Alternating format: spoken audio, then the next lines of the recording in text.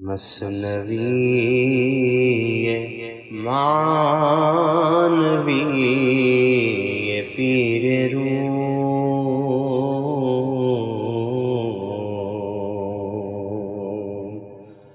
مثنوی معنوی پیر روم،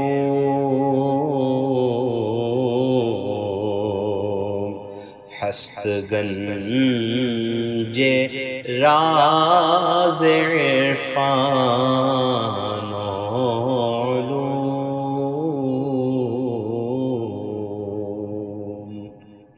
بسم اللہ الرحمن الرحیم، الحمدللہ رب العالمین، والصلاة والسلام علی سیدنا مولانا محمد سید الاولین والآخرین وعلی آلہ واصحابہ اجمعین، اما بعد۔ گزشتہ کی کچھ نشستوں سے ہم پڑھ رہے تھے امیر معاویہ اور شیطان کے درمیان کا مکالمہ۔ اس واقعے سے یہ سمجھایا جا رہا تھا کہ بعض اوقات ایک معاملہ بظاہر اچھا نظر آتا ہے لیکن اس میں برائی چھپی ہوئی ہوتی ہے، اور اسی بات کو اب مولانا روم منافقوں کی تعمیر کردہ مسجد زرار کے حوالے سے سمجھا رہے ہیں۔ مسجد بنانا بظاہر ایک بہت اچھا اور نیک کام ہے، لیکن جب اس کا مقصد ناپاک ہوگا تو نیک کام بھی نیکی میں شمار نہیں ہوگا۔ قرآن مجید میں اس مسجد کا ذکر آیا ہے اور اس مسجد کو نقصان پہنچانے والی مسجد قرار دیا گیا اور اس مسجد کو گرانے کا حکم دیا گیا۔ تو یہ جو واقعات ہیں ابتدا میں مسجد بنانے کے منافقین کے، اس پر اختصار کے ساتھ روشنی ڈالی جا رہی ہے۔ این چنی کز بازیے در جفت تاخ، با نبی می باختن دہل نفاق۔ یہ اسی طرح کی الٹی بازی جو منافقوں نے چلی۔ جفت کہتے ہیں ایون نمبر، اور طاق کہتے ہیں آڈ نمبر۔ تو یہاں پر جفت و طاق بازی، اس کا مطلب ہوتا ہے ٹیڑھے حرکتیں کرنا، اونچا نیچا کرنا، ٹیڑھا میڑا کرنا۔ تو یہ جو ان کی چالیں تھیں منافقوں کی، با نبی می باختن اہل نفاق، اور یہ اہل نفاق یعنی کہ منافق حضور صلی اللہ علیہ وسلم کے ساتھ کھیل تماشا کر رہے تھے۔ ان کا یہ پلان تھا، ان کی مسجد بنانے کا مقصد یہ تھا کہ نام مسجد کا ہو، ظاہر اس کا نیک ہو، لیکن چونکہ ان کی بد باطنی تھی، وہ مسلمانوں کے خلاف اور اسلام کے خلاف سازش رچنے کے لیے مسجد کا استعمال کر رہے تھے۔ کز برائے عزت دین احمدی، مسجد سازیم و بودا مرتدی۔ دین احمدی کی عزت کے لیے وہ مسجد تعمیر کرنے کا ارادہ رکھتے تھے، اور وہ کہتے تھے کہ ہم مسجد بناتے ہیں، لیکن حقیقت یہ تھا کہ اس مسجد کے بنانے کے پیچھے ان کی بے دینی چھپی ہوئی تھی۔ این چنی کز باجیے می باختند، مسجد جز مسجدش می ساختند۔ الٹی بازی کھیلی انہوں نے۔ ایک مسجد حالانکہ بنا دی گئی تھی، مسجد نبوی کے علاوہ مدینہ منورہ میں مسجد قباء نام کی ایک مسجد تعمیر کی گئی تھی، اس کے مقابلے میں انہوں نے ایک اور مسجد تعمیر کی۔ چونکہ اب ان دونوں مساجد میں ان کا چلتا نہیں تھا، ان کی اپنی حکومت چلا کر سازشیں تیار کرنے کے لیے انہوں نے ایک نئی مسجد بنائی۔ فرش و سقف و قباش آراستہ، لیک تفریق جماعت خواستہ۔ مسجد نبوی میں اور مسجد قباء میں جن چیزوں کی کمی تھی، وہ ساری کمیاں اس مسجد میں انہوں نے دور کی تھی۔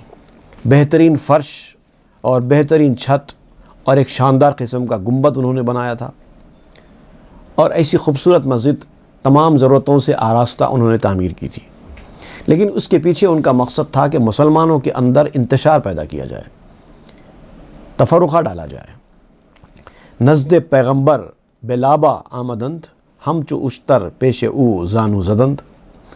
اب مسجد تعمیر کر لینے کے بعد وہ حضور اکرم صلی اللہ علیہ وسلم کی خدمت میں حاضر ہوئے، آ کر کہنے لگے، پہلے تو انہوں نے اونٹوں کی طرح اپنے گھٹنے ٹیک دیے، حضور کے سامنے آ کر جھک گئے، ایسے کہ بہت زیادہ عقیدت محبت والے اور ایمان سے پر لوگ ہیں۔ ظاہری طور پر ان کی عقیدت ظاہر ہو رہی تھی، ایسے عاجزانہ طریقے سے حضور صلی اللہ علیہ وسلم کے ساتھ پیش آئے۔ کہ رسول حق برائے محسنی، سوئے عام مسجد قدم رنجا کنی۔ کہنے لگے کہ اے رسول مکرم، کرم والے نبی، ہماری جو مسجد ہم نے بنائی ہے آپ اس میں بھی کبھی تشریف لے چلیں، وہاں پر بھی آ کے کبھی آپ نماز ادا کر لیں۔ تا مبارک گردد از اقدام تو، تا قیامت تازہ بادہ نام تو، تاکہ آپ کی تشریف آوری سے وہ مسجد متبرک ہو جائے اور خدا کرے کہ آپ کا نام قیامت تک قائم رہے۔ اس طرح کی چاپلوسی والی باتیں کرنے لگے۔ مسجد روزے گلستو روز ابر، مسجد روزے ضرورت وقت صبر، اس مسجد میں ہم نے مختلف سہولتیں رکھی ہیں۔ اس مسجد میں کیچڑ نہیں جمے گا کیونکہ وہاں پر مکمل چھت لگا دی گئی ہے۔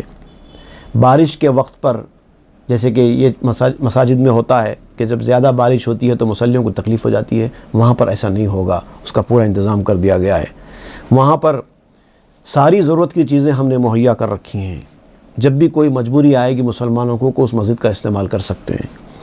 تا غریب باید آجا خیر و جا، تا فراواں گرددی خدمت سرا، کوئی مسافر اگر یہاں پر آئے تو اس مسجد میں قیام بھی کر سکتا ہے، اپنے بود و باش کا انتظام بھی کر سکتا ہے۔ ایسی شاندار سہولتیں ہم نے وہاں رکھی ہیں تاکہ مسلمانوں کی خدمت ہم کر سکیں۔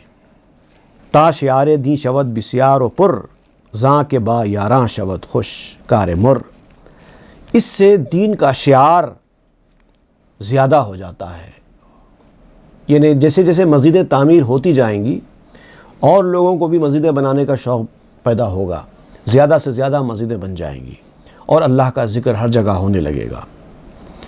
اور ہم نے ایک بنیاد ڈالی ہے مسجد بنانے کی۔ اب تک مسجد نبوی اور مسجد قباء تعمیر ہوتی رہیں، اب ہم نے اپنے طور پر مسجد تعمیر کی ہے اور ہمارا دیکھا دیکھی اور مسلمان بھی اپنے اپنے علاقوں میں مسجد تعمیر کرنے لگیں گے، تو اس سے بہت زیادہ کام آسان ہو جائے گا دین کی ترویج اور اشاعت کا۔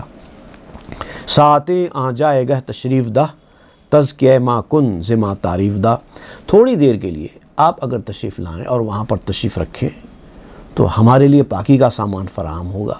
آپ اگر کچھ بیان فرمائیں تو ہم کو کچھ معرفت کی باتیں سننے کو ملیں گی،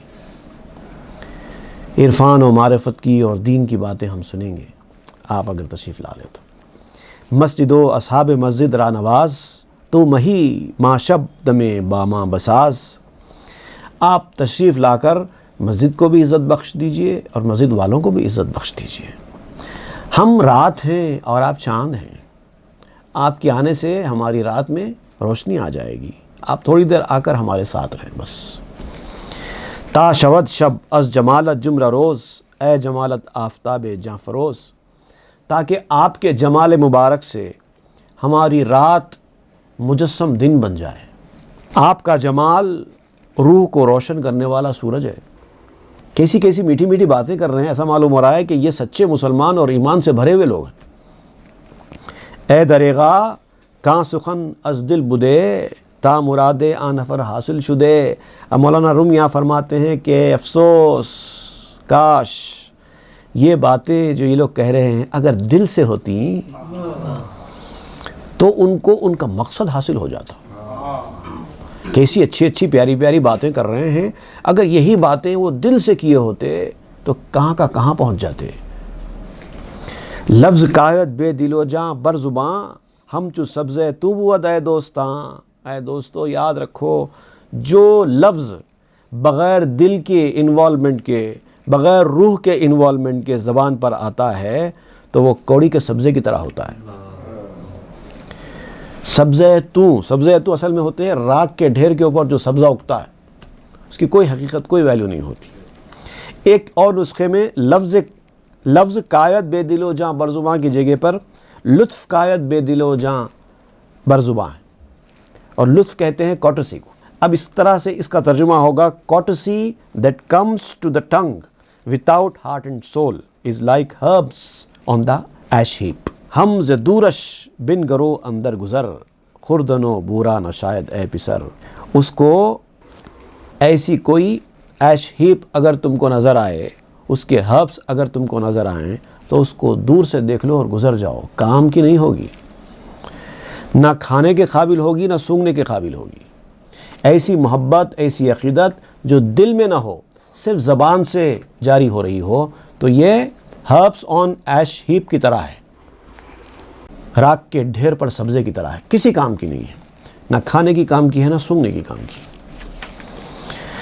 سوئے لطف بے وفایاں ہی مرو، کاں پلے ویراں بود نیکو شنو، خبردار جو بے وفا لوگ ہوتے ہیں ان کی مہربانیوں کی طرف توجہ مت کرو، دل سے جو عقیدت محبت والے نہیں ہیں ان کی چکنی چپڑی باتوں پر بھروسہ مت کرو۔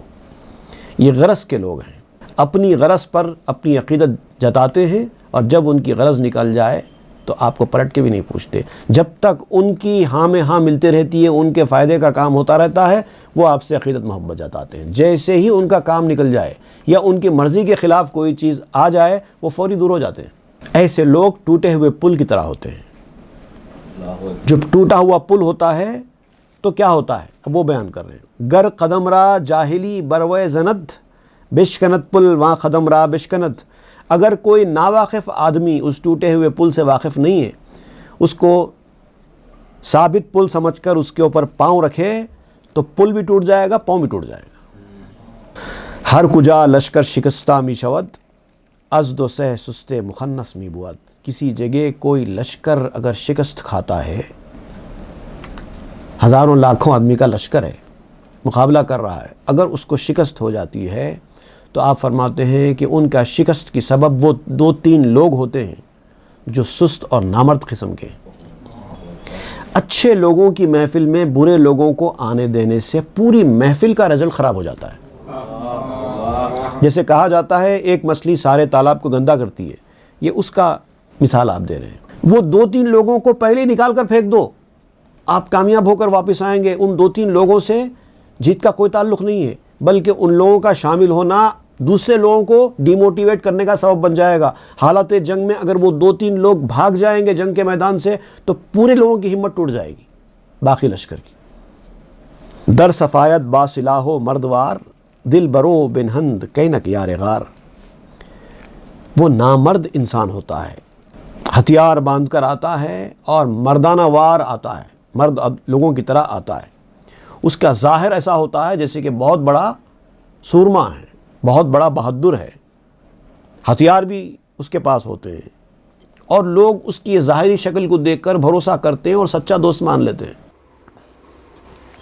رو بے گردانت چبینت زخم ہاں، رفتنے او بشکنت پشتے تو رہا۔ لیکن جب گھائل ہوتا ہے تو منہ موڑ لیتا ہے۔ جب تک جنگ کے میدان میں ہر چیز اس کے فیور میں چلتی رہتی ہے وہ اپنی مردانگی دکھاتا ہے، لیکن جیسے ہی زخمی ہوتا ہے، ایک تلوار کا مار اس کے ہاتھ پر پڑ جائے تو اس کی پوری ہمت ٹوٹ جاتی ہے، منہ موڑ لیتا ہے، اور اس کے بھاگنے سے دوسرے لوگوں کی کمر ٹوٹ جاتی ہے۔ ایک شخص آپ کی محفل میں آتا ہے اور سارے آپ کے کام کے لوگ ہوتے ہیں، وہ بیکار آدمی اگر آپ کے پاس آ جائے تو جب تک حالات اس کے فیور میں ہوں گے وہ آپ کے کام کا ثابت ہوتا رہے گا۔ جیسے ہی حالات اس کے فیور کے خلاف چلے جائیں، اس کو وہ چیز ناپسند، کوئی چیز ناپسند آ جائے تو وہ ایسے ٹوٹ کر چلا جاتا ہے کہ اس سے نہ صرف یہ کہ وہ آپ کی محفل سے اٹھ کر چلا جائے گا، بلکہ اس کے جانے سے دوسروں کی ہمت بھی ٹوٹ جائے گی۔ اس لیے ایسے لوگوں کو پہلے ہی آنے مت دو۔ این درازست و فروزاں می شود، ماچ مقصودست پنہاں می شود۔ اب یہ ایسے لوگوں کی بات اگر سناتا رہوں میں تو قصہ لمبا ہوتا چلا جائے گا، ویسے ہی بات بہت زیادہ ہو رہی ہے۔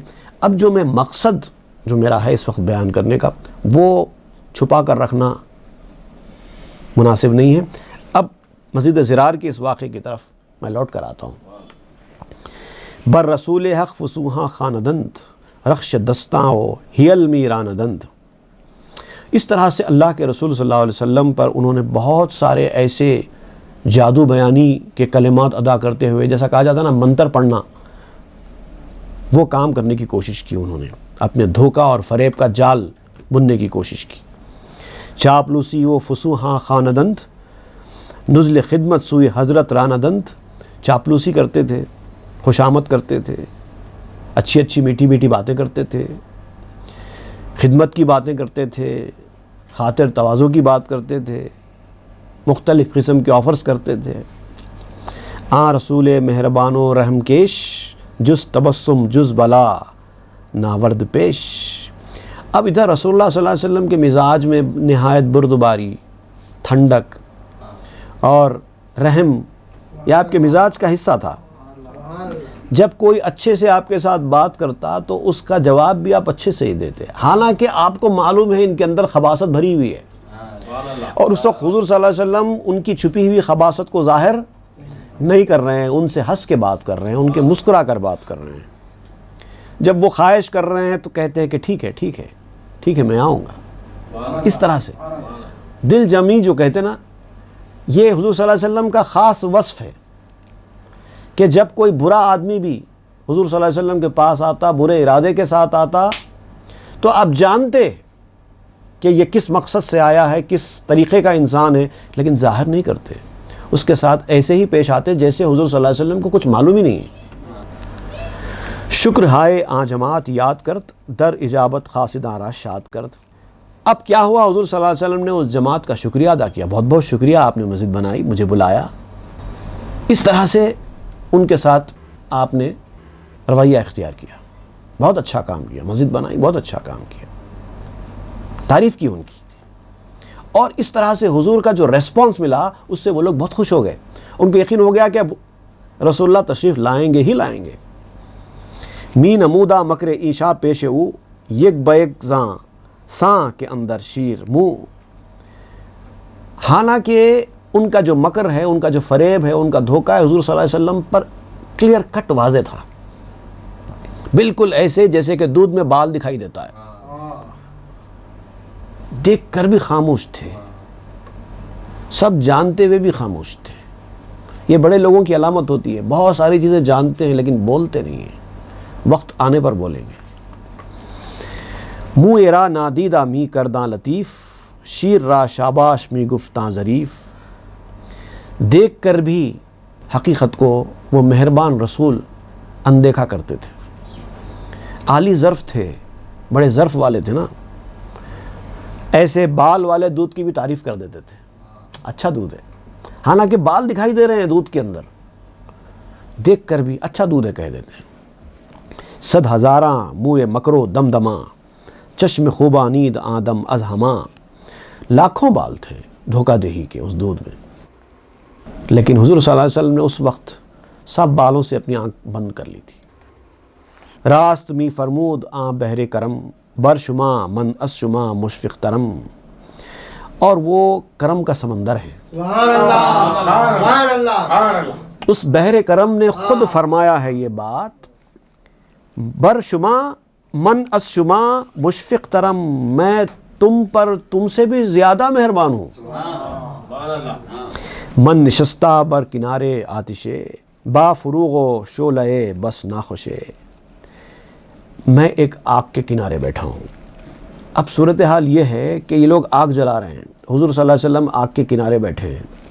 اب اگر یہ جلنے والی آگ کو حضور صلی اللہ علیہ وسلم نے اپروول دے دیا تو دیگر صحابہ کرام پروانوں کی طرح جا کے آگ میں جلیں گے، اپروول بھی نہیں دے سکتے۔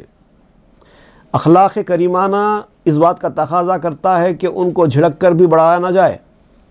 صورتحال یہ، آپ کا مزاج ان کی حقیقت کو فاش کر کے دھتکار کے بڑھا دینے کا نہیں ہے، مہربانی اور شفقت کا ہے، لیکن آپ ان کے پاس جا بھی نہیں سکتے، کیونکہ آپ جائیں گے تو اس کو سرٹیفیکیشن مل جائے گا، اور دیگر صحابہ کرام بھی جائیں گے تو بالکل ایسے ہی ہوگا جیسے آپ نے آگ بھڑکائی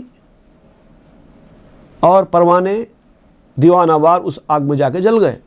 وہ بھی نہیں کر سکتے۔ ہم چو پروانہ شما آنسوں دواں، ہر دو دستے من چدا پروانہ راں۔ تم پروانوں کی طرح اس طرف دوڑتے ہو، صحابہ کرام کی طرف آپ دیکھتے ہوئے فرماتے ہیں کہ اگر میں اس کو اپروول دے دوں تو پھر تم پروانوں کی طرح اس کی طرف دوڑو گے اور جل کر ہلاک ہو جاؤ گے، اپنا ایمان، اپنی حمیت سب چلی جائے گی، لیکن میں تو جلنے والے پروانوں کو بچانے والا ہوں، میں ان کو کہاں سے جانے دے سکتا ہوں۔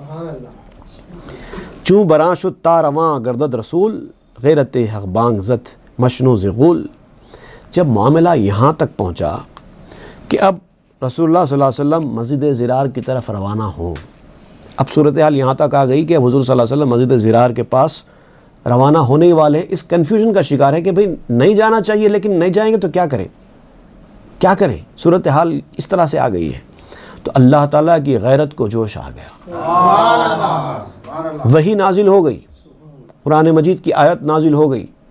سورہ توبہ کی آیت ہے، آیت نمبر 108، لا تقم فیہ ابدا لمسجد اسس علی التقوی من اول یوم احق ان تقوم فیہ، ہرگز اس مسجد میں جا کر نماز ادا مت کیجیے، کبھی نہیں، لا تقم فیہ ابدا، ہرگز مت جائیے، لمسجد اسس علی التقوی، جو مسجد ابتدا ہی سے تقوی کی بنیادوں پر تعمیر کی گئی ہے، من اول یوم، پہلے دن سے، ابتدائی دن سے تقوی کی بنیاد پر ہونا، حق ان تقوم فیہ، وہ مسجد اس بات کی زیادہ حقدار ہے کہ آپ وہاں جا کر نماز ادا کریں۔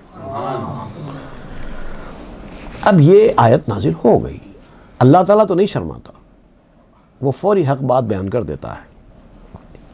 کی خبیثاں مکر و حیلت کردہ اند، جملہ مقلوبس آنچا وردہ اند۔ اب اس آیت سے یہ ثابت ہو گیا کہ ان خبیثوں نے دھوکہ کیا ہے اور حیلہ بازیاں کی ہیں، جو کچھ وہ بتا رہے ہیں وہ حق نہیں ہے، سب الٹا ہے۔ قصد ایشاں جو سیاہ روئی نبود، خیر دین کے جست ترسا و جہود، ان کا ارادہ ہی مکاری ہے، روسیاہی ہے، اس کے علاوہ کچھ نہیں۔ یہ لوگ یہودی عیسائی ہیں جو مسلمانوں کے بھیس میں مسلمان بن کر آئے ہیں، دین کی بھلائی یہ لوگ کب چاہ سکتے ہیں؟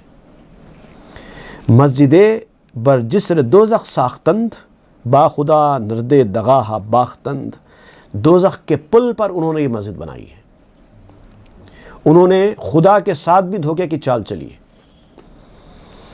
قصد شاں تفریق اصحاب رسول، فضل حق را کہ شناسد ہر فضول، ان کا مقصد رسول اللہ کے صحابہ کے درمیان تفرقہ ڈالنا، فساد پھیلانا، آپس میں لڑانا ہے۔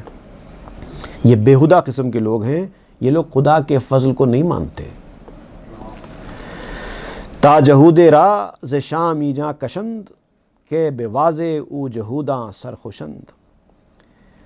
اب ان کا مقصد کیا ہے مسجد بنا کر کہ ملک شام میں ایک یہودی ہے، بڑا بدماش ہے، اس کو واعظ بنا کر یہاں پر لانا ہے، یہ مقصد ہے اس کا۔ یہ جو ہے ایک ابو عامر نام کا ایک شخص ہے جو مدینے کا رہنے والا تھا کسی دور میں، اس نے عیسائی مذہب اختیار کر لیا تھا، بہت بڑا راہب تھا عیسائیوں کا۔ وہ حضور صلی اللہ علیہ وسلم کی پیشین گوئیوں کا جو ان کی کتابوں میں ذکر ہے پہلے تذکرہ کیا کرتا تھا، انجیل میں جو حضور کے بارے میں جو باتیں آئی ہیں وہ پہلے ذکر کیا کرتا تھا۔ جب یہ ساری باتیں حضور صلی اللہ علیہ وسلم پر فٹ ہو گئیں تو اسلام لایا، مسلمان ہو گیا، لیکن اس کا مسلمان ہونا تھوڑے ہی دن میں ظاہر ہو گیا، اس وقت جب کہ اس نے حضور صلی اللہ علیہ وسلم کے فیصلوں کی مخالفت کرنا شروع کر دی، وہاں سے وہ مرتدین کی فہرست میں شامل ہو گیا۔ جنگ بدر تک وہ مدینے میں رہا، اس کے بعد وہ مدینہ منورہ چھوڑ کر مکہ چلا گیا اور پھر وہاں سے شام کے علاقے میں جا کے بس گیا، اور وہاں جانے کے بعد شام میں بیٹھ کر مسلمانوں کے خلاف سازشیں رچا کرتا تھا۔ اب ان منافقوں کا منصوبہ یہ تھا کہ اس کو مسلمان کی حیثیت سے، ایک پریچر کی حیثیت سے، ایک وائس کی حیثیت سے، ایک عالم مولانا کی حیثیت سے اس کو واپس یہاں مدینہ بلا کے اس مسجد میں بٹھائیں، یہ تھی ان کی اصل سازش۔ اور یہودی اس کے واسطے بڑے مانوس تھے، یعنی ایک طرف اپنی مانوس ہونے کا جو خواہش ہے ان کی، اس کا واز سننے کی وہ بھی پوری کر لیں، اور دوسرا سازش کا کام بھی کر لیں۔ گفت پیغمبر کے آرے لیک ماں، برسر راہی مبر عزم غزا۔ اب جب حضور صلی اللہ علیہ وسلم مسجد زرار میں جو منافقوں کی بنائی ہوئی مسجد تھی وہاں پر جانے کا وقت آیا تو حضور صلی اللہ علیہ وسلم نے ان سے فرمایا کہ ابھی نہیں، بعد میں آئیں گے، اب اس وقت ہم غزوے کے لیے نکل رہے ہیں، سفر کی تیاری کر رہے ہیں، جہاد کا ارادہ ہے، جہاد سے واپسی کے بعد میں آتا ہوں۔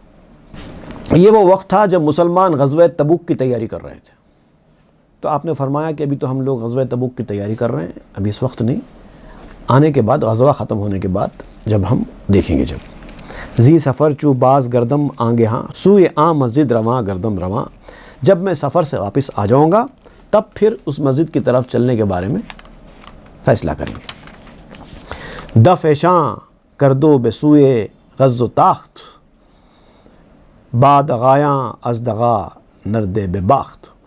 اس طرح سے اس وقت ٹائم بینگ ان کو ٹال دیا اور جہاد کے لیے روانہ ہو گئے۔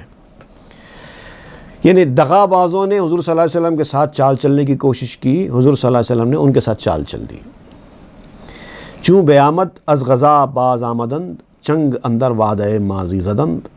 جب رسول اللہ صلی اللہ علیہ وسلم غزوے کے بعد واپس تشریف لائے تو جیسے ان کو پتہ چلا کہ واپس آ گئے ہیں، وہ پھر آ گئے اور حضور صلی اللہ علیہ وسلم نے جو فرمایا تھا کہ میں آؤں گا، اس کو وعدہ سمجھ کر، اس وعدے کا سہارا لے کر اصرار کرنے لگے۔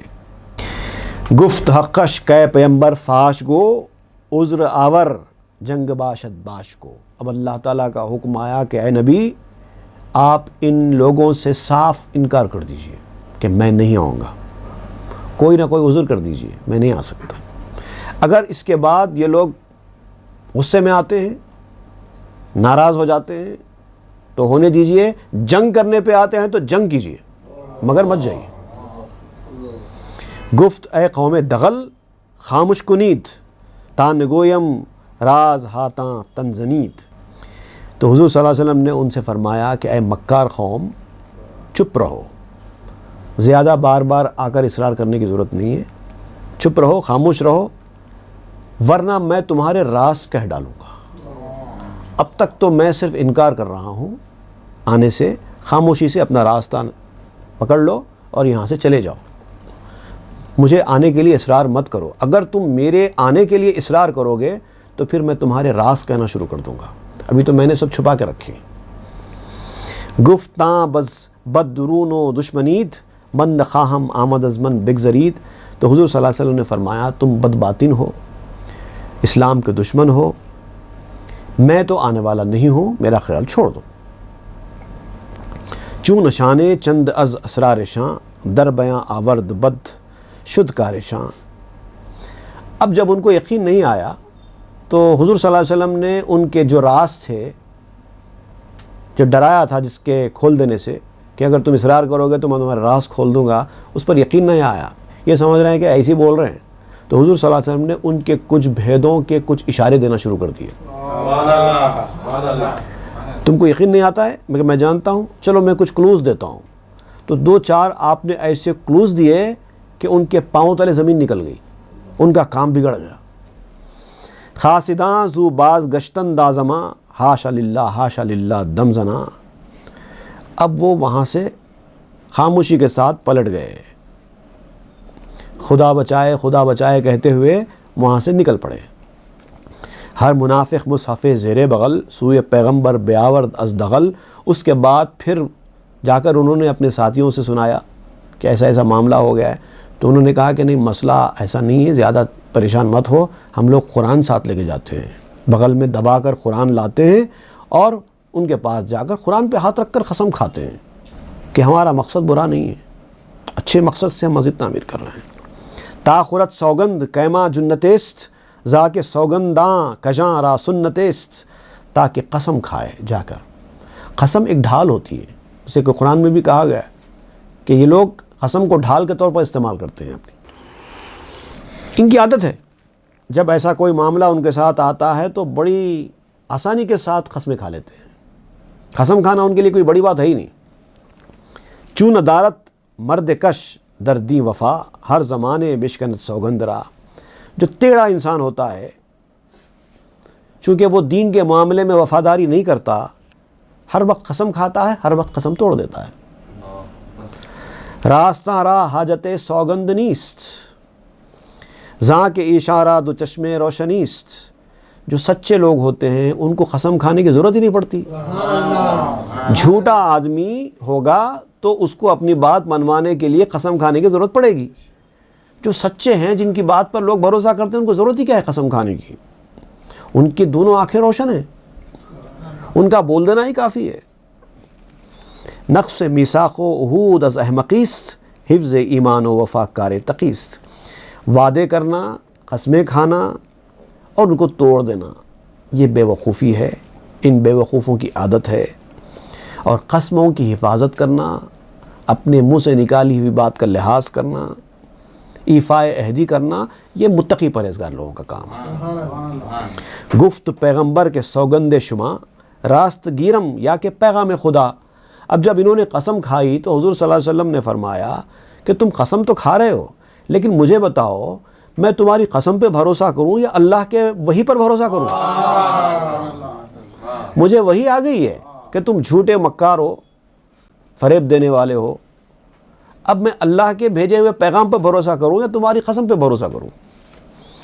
بعض سوگندے دیگر خوردند قوم مصحف اندر دست بر لب مہر سوم۔ اس کے بعد کیا ہوا؟ انہوں نے پھر قسم کھائی، قسم پہ قسم کھائے جا رہے ہیں تاکہ کسی طرح یقین آ جائے اور کسی طرح آ جائیں۔ ہاتھ میں قرآن پکڑ لیا اور کہہ رہے ہیں کہ ہم روزے سے ہیں۔ ہاتھ میں قرآن پکڑ کر روزے سے رہتے ہوئے ہم کیسے جھوٹ بول سکتے ہیں؟ کہ بحق ای کلام پاک و راست کہ بنائے مسجد از بہر خداست۔ اس سچے اور پاک کلام کی قسم ہے، اللہ کے اس سچے اور پاک کلام کی قسم ہم کھاتے ہیں، یہ مسجد ہم نے صرف خدا کے واسطے تعمیر کی ہے، راہ للہ تعمیر کی ہے ہم نے۔ اندری جاں ہیچ مکرو ہیلا نیست قصد ماں زاں صدق و ذکر و یار بیست۔ اس میں کوئی دھوکہ نہیں ہے، اس میں کوئی ہیلا بازی نہیں ہے، اس سے ہمارا مقصد سچائی کا ہے، ذکر کا ہے، یا ربی کہنے کے لیے ہم نے یہ مسجد تعمیر کی ہے۔ گفت پیغمبر کے آواز خدا می رسد در گوش من ہمچوں صدا۔ حضور صلی اللہ علیہ وسلم نے فرمایا کہ اللہ کی آواز میرے کان میں آ چکی ہے، خدا کی آواز میرے کان میں آ چکی ہے، اب میں تمہاری کسی بات پر بھروسہ نہیں کر سکتا۔ تم چاہے کتنی دلیلیں دے دو، کتنی قصبے کھا لو، کتنی یقین دہانی کرانے کی کوشش کرو، میں اپنے یقین میں اتنا مضبوط ہوں کیونکہ مجھے وہاں سے آ گیا ہے پیغام، اب میں اس سے ہٹ کے کسی پہ بھروسہ نہیں کر سکتا۔ مہر بر گوشے شما بن ہاد حق تاب آواز خدا نارت سبق۔ اب معاملہ یہ ہے کہ میرے کان کھلے ہیں، اللہ کی آواز میرے کانوں میں آ جاتی ہے، تمہارے کانوں پر اللہ تعالیٰ نے مہر لگا دی ہے، تم کہاں سے خدا کی اس آواز کو سمجھ سکتے ہو، اس سے سبق لے سکتے ہو؟ نک سری آواز حق می آیدم ہم چو صاف از درد می پالا یدم۔ اب میرے پاس خدا کی آواز اتنی صاف آتی ہے کہ جیسے کوئی کرسٹل کلیئر چیز ہو، جو تلچھٹ سے صاف ہو، گدگڑا نہ ہو، ایک دم کرسٹل۔ جیسے آپ دیکھیں گے بعض شیشے ہوتے ہیں نا، شیشہ اگر لگا ہوا ہو بیچ میں تو بعض وقت آپ کو پتہ چلتا ہے کہ بیچ میں شیشہ ہے، لیکن کبھی کبھار اتنا کلین شیشہ ہوتا ہے کہ آدمی دھوکہ کھا جاتا ہے، وہ سمجھتا ہے بیچ میں کچھ ہے ہی نہیں، کبھی ہاتھ بڑھانے کو جاتا ہے، جا کے ہاتھ لا کے شیشے کو لگ جاتا ہے، تب پتہ چلتا ہے کہ بیچ میں شیشہ ہے۔ یہ کرسٹل کلیئر، اتنا صاف شفاف، وہ کیفیت ہے میرے پاس، میں کیسے یقین کر سکتا ہوں تمہاری بات کی؟ چون کلیم اللہ کا سوئے درخت بانگ حق بشنید کہ مسعود بخت۔ جس طرح موسیٰ علیہ السلام نے درخت سے آواز سنی تھی انی ان اللہ کی، وہ سن کر آپ نے کس یقین کے ساتھ مانا تھا کہ اللہ کی آواز ہے، وہی ہے میرا یقین بھی۔ از درخت انی ان اللہ می شنید با کلام انوار می آمد پدید۔ درخت سے آواز آئی تھی میں خدا ہوں، موسیٰ علیہ السلام سنتے تھے اور اس کلام کے ساتھ انوار بھی ظاہر ہو رہے تھے۔ چوز نور وحی وا می ماندند باز نو سوگند حامی خاندند۔ اور جب یہ منافق وحی کے نور سے عاجز آ جاتے کہ اب جب وحی کی بات ہوتی، وحی کے نور کی بات ہوتی اور کوئی بات قبول کرنے کا راستہ ان کو سجائی نہیں دیتا، تو پھر نئی نئی قسمیں کھانے لگتے۔ اب ان کو تھا کہ ایک بار حضور تشریف لائیں تبھی ہمارے مسجد کو ریکگنیشن ملے گا، ورنہ اگر حضور نہیں آئیں گے تو دوسرے مسلمان بھی نہیں آئیں گے، ایک بار بھی آ کر چلے جائیں تو ختم، باقی ہم دیکھ لیں گے۔ یہ ان کے ارادے تھے۔ چوں خدا سوگند را خواندہ سپر کہ نہد اس پر زکف پیکار گر۔ جب اللہ تعالیٰ نے قسم کو ڈھال قرار دیا ہے تو ہم بھی قسم پہ قسم کھاتے جائیں گے۔ جیسے جنگجو جنگ کا میدان میں لڑنے والا آدمی اپنے ہاتھ سے ڈھال کبھی نہیں چھوڑتا، ویسی ہماری بھی یہ ڈھال ہے قسم، ہم کبھی نہیں چھوڑیں گے، جب تک ہمارا کام نہیں بنے گا ہم جھوٹی قسم کھاتے جائیں گے، کھاتے جائیں گے۔ باس پیغمبر بتکذیب صریح قد کذبتم گفت با ایشاں فصیح۔ پھر حضور صلی اللہ علیہ وسلم نے ان کی قسموں کو صاف جھٹلا کر صاف لفظوں میں کہہ دیا تم جھوٹے ہو۔ یعنی اب تک حضور صلی اللہ علیہ وسلم ان کی عزت کی پاسداری کر رہے تھے، ان کی پردہ پوشی کر رہے تھے، اپنے مزاج کے مطابق آپ ان کی پردہ پوشی کر رہے تھے۔ یہ نہیں چاہتے تھے کہ آپ یہ لوگ سارے لوگوں کے سامنے ذلیل ہوں، ان کی حقیقت سامنے آ جائے تو۔ لیکن ان کا بار بار جھوٹی قسم کھانے نے حضور صلی اللہ علیہ وسلم کو اس بات پر آمادہ کیا کہ ان کی حقیقت کو لوگوں کے سامنے ظاہر کیا جائے، اور حضور نے ان کی حقیقت لوگوں کے سامنے ظاہر کر دی کہ یہ جھوٹے مکار فریبی ہیں، ان کی باتوں میں مت جاؤ۔ اب جب یہ بزرگ لوگ داڑھی والے، نماز پڑھنے والے، ان کے ساتھ حضور کے پاس یہ معاملہ ہوا کہ ان کو بالکل منافق قرار دے کر در سے نکال دیا گیا، تو ایک صحابی ایسے تھے، ان کو تھوڑا سا دل میں کھٹکا کہ بھئی یہ اتنا زیادہ بردباری والے رسول اتنا کیوں سخت لہجہ اختیار کر رہے ہیں ان کے ساتھ۔ پردہ پوشی کر لینا چاہیے تھا حضور کو ان کی، نہیں جانا تھا، لیکن اس طرح سے ان کو فاش کیوں کرے؟ بہت سارے لوگوں کے ذہن میں آتا ہے، کبھی کوئی اس طرح کا فیصلہ کرتے ہیں تو شک آتا ہے کہ ایسا کیوں کیے ہوں گے۔ معافی چاہ لیتے، معذرت خواہی کر لیتے، ہم نہیں آئیں گے بول دیتے تو ہو گیا تھا۔ ان کے منافق ہونے کی حقیقت لوگوں کے سامنے کیوں ظاہر، ان کو بے عزت کر دینے کی طرح ہو جائے گا وہ۔ ایسا کسی صحابی کے ذہن میں آیا، تو یہ صحابی کے ذہن میں ایسا کیوں آیا اور پھر اس کے بعد اس صحابی کے ساتھ کیا ہوا، یہ انشاءاللہ ہم آئندہ کے درس میں پڑھیں گے۔ صلی اللہ تعالیٰ علی خیر خلق سیدنا محمد وآلہ واصحابہ اجمعین والحمد للہ رب العالمین۔ مثنوی معنوی پیر روم